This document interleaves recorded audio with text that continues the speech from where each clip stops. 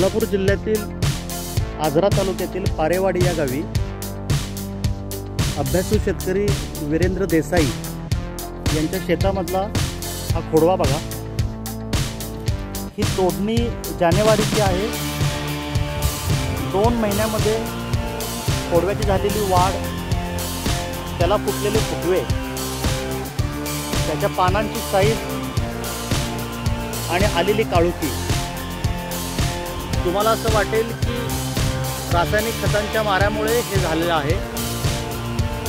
तर शेतकरी मित्रांनो, हे समजून घ्या, मिशन ऑर्गॅनिक बरोबर नैसर्गिक व पारंपरिक शेतीमध्ये सहभागी असलेले श्री वीरेंद्र देसाई आणि त्यांच्या पत्नी या दोघांनी मिळून विना खत म्हणजे रासायनिक खत न वापरता, शेणखत ही न वापरता नैसर्गिक आणि पारंपरिक शेती माध्यमातून तयार केलेला हा प्लॉट आपण प्रत्यक्ष बघा।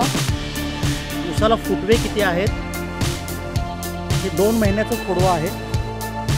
अतिशय उत्कृष्ट पद्धतीने याची उगवण झालेली आहे। पानांची संख्या बघा, पानांचा कलर बघा। शेतकरी हे अत्यंत समाधानी आहेत। खताचे संपूर्ण पैसे वाचलेले आहेत, भांगलन करावी लागलेली नाही आहे।